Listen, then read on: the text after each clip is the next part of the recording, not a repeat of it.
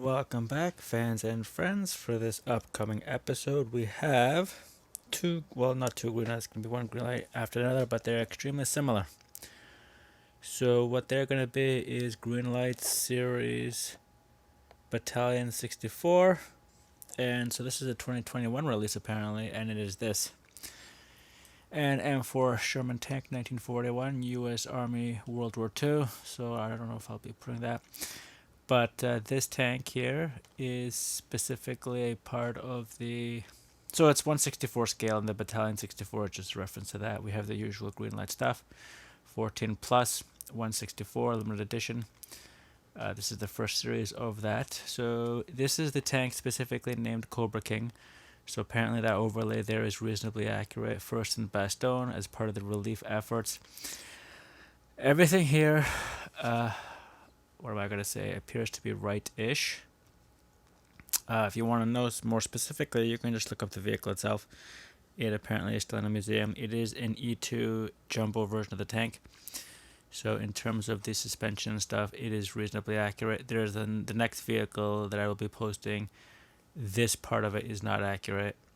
So anyway, if you're a history aficionado, maybe you'll get this, maybe you won't.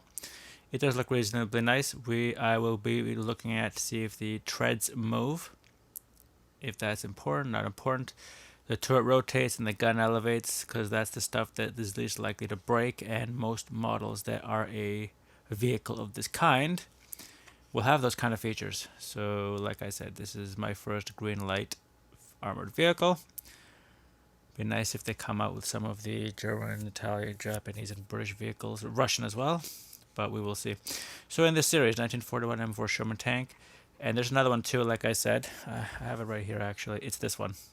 So it's Rice's Red Devils. This should be an Easy 8, but its suspension says otherwise. Because all Easy 8s had the HVSS, not the VVSS. Anyway, the Willys MB Jeep, what they were famous for, 1943 model, and I brought this up, it'll be done in that video. 1970 Jeep DJ5, so obviously the descendant of that. And then we have the Chevrolet.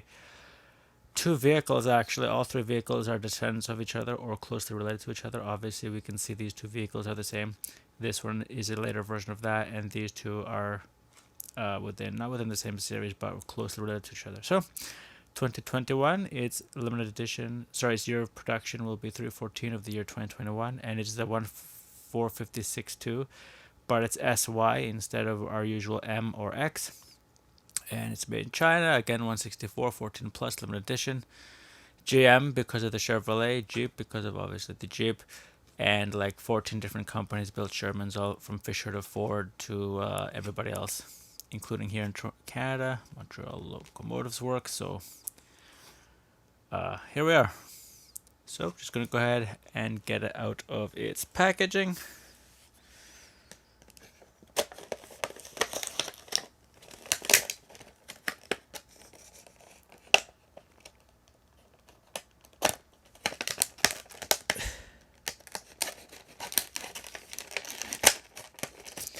Packaging is nothing special, so if you're going to go ahead and get it out of it, it is up to you.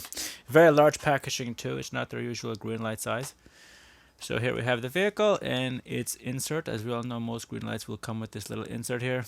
There's the manufacturing code for the Sherman. Obviously we won't be able to read. So the one thing I'm going to notice right away is the treads are a separate piece of rubber and or plastic. They are the thin type, so they are not the wide ones usually associated with later Shermans. I will be comparing it side by side with the other one. So just taking a look at the front, simple rivets over the transmission case. The hull machine gun, I don't know if I want to touch it and move it because I don't want to break it. So it does not move. The turret does move. The little machine gun on the top, I feel it flex, but I feel like it's going to break. The gun does not appear to elevate. So where you are just getting is the ability to do this. The gun does not elevate. I will eventually do a dragon armor, and we will see if that thing elevates. And as you can see, the treads have fallen off of the wheels. So it is simple because they have the little plastic. Sorry, it does feel like rubber. So they do have the rubber grommets on either side. You just simply put it back up there. I will just check right now to see if they rotate. They do move. So these front wheels here You can see that. They do move over their own free will. You can see the little pins there. These ones don't need to move, just the wheels in the middle. I guess we can take off the treads and see if they, yeah, so they are on their independent pins and rollers. I'm not going to do the roll test in terms of pushing it to see how far it rolls, because obviously the way this vehicle is designed, it will not roll whatsoever. And we can just see that there's a little bit of a bending here because the outside is wider than the inside, or the tracks are not wide enough. You can just see it right there. So I would not roll this for very long. If you're going to play with it as a toy, you're going to play with it as a toy. It's up to you. So just going over the details, we have the one large hatch opening in the middle. We have the driver hatch and the radio man / machine gun operator hatch in there. So if it's the jumbo version of the tank, that's reasonably accurate. Can't complain about that. We have USA twice, and then the serial number there twice. That is actually more or less historically accurate.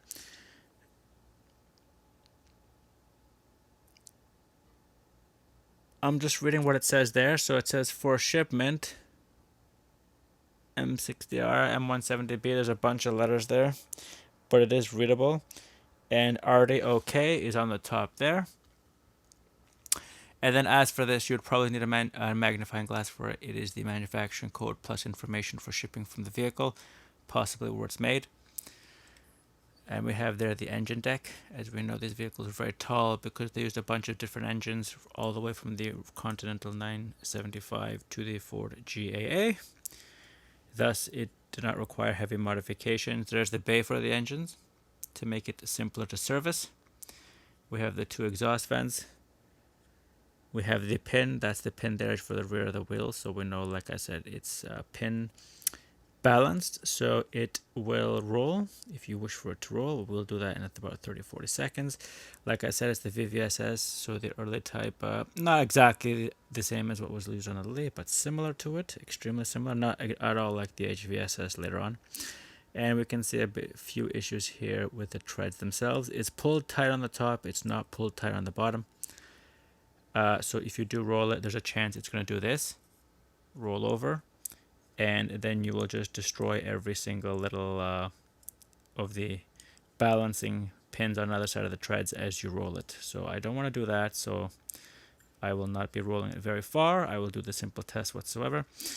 And then finally onto the bottom, we see the exact same Greenlight number. There's the limited edition. It's 5 digits, so they're probably built more than 10,000 of these.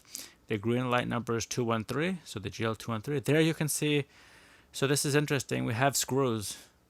So in theory, this whole thing can be dismantled, the top from the bottom. I will not be doing it on this video. I might do it later on if I get bored, because like I said, I do have a second one.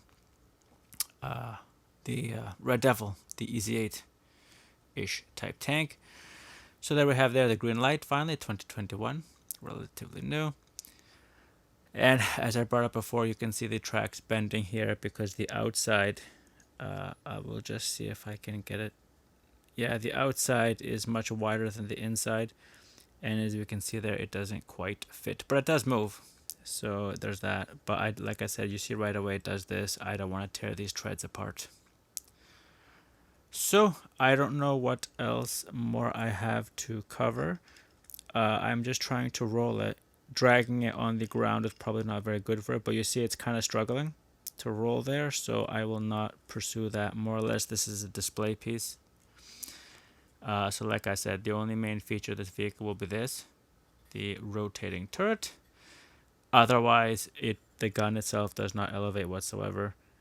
I'm hesitant to do that to pop the turret out. I don't want to damage it. So there we have it. M4 Sherman. Technically, it's a jumbo version of the tank. It is called the Cobra King, and as we can see there, it's famous for being first and best done as part of the relief efforts. And there we have it. So, how is it 1/64 scale? I don't have a pickup truck, but I do have, the only thing I have on hand close to me within reach is this Chevy Nova. So as we know, this is a Greenlight as well. It's supposed to be seriously accurate, and so there we will put it beside its M4 Sherman. And there you can judge for yourselves.